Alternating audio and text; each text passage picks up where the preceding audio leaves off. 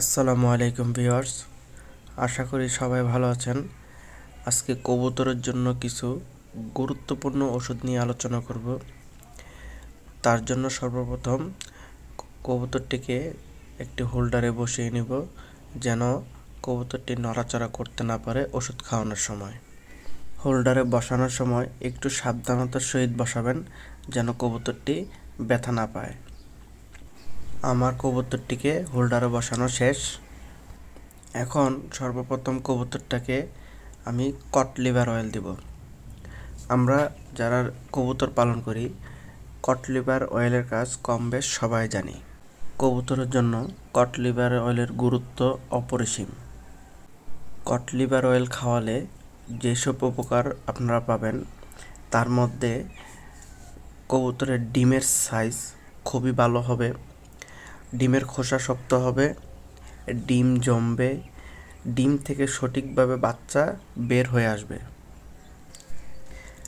যাদের কবুতরের এই ধরনের সমস্যা আছে, কট লিভার অয়েল খাওয়ানোর চেষ্টা করবেন, ইনশাল্লাহ সমস্যার সমাধান হয়ে যাবে।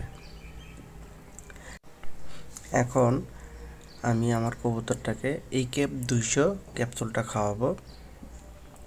ইকেপ 200 ক্যাপসুলটা মূলত আমরা যারা রেগুলার কবুতর থেকে ডিম বাচ্চা নিয়ে থাকি, একটা সময় দেখা যায় যে নিয়মিত ডিম দিচ্ছে না, আবার কখনো কখনো একটা ডিম দিয়ে থাকে,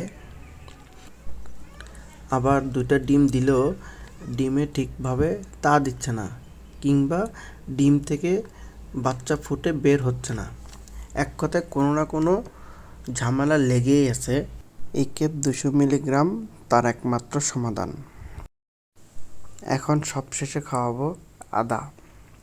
আদা হচ্ছে কবুতরের প্রাকৃতিক গ্যাসের ওষুধ। আপনারা লক্ষ্য করবেন, কবুতর খাবার খাওয়ার কিছুক্ষণ পরেই তা বমি করতেছে, অথবা কবুতরের পায়খানা ক্লিয়ার নাই।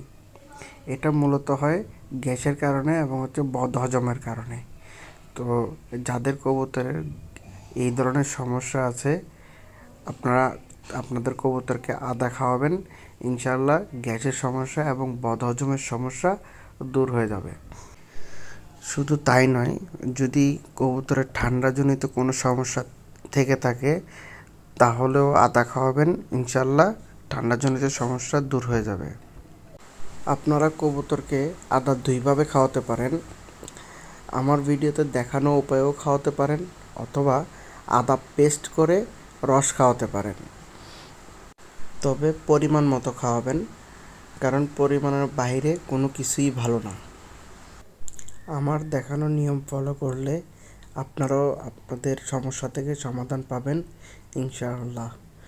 ভিডিওটি যদি ভালো লেগে থাকে, তাহলে চ্যানেলটি সাবস্ক্রাইব ও পাশে থাকা বেল আইকন বাজিয়ে চ্যানেলের সাথে থাকুন। আসসালামু আলাইকুম।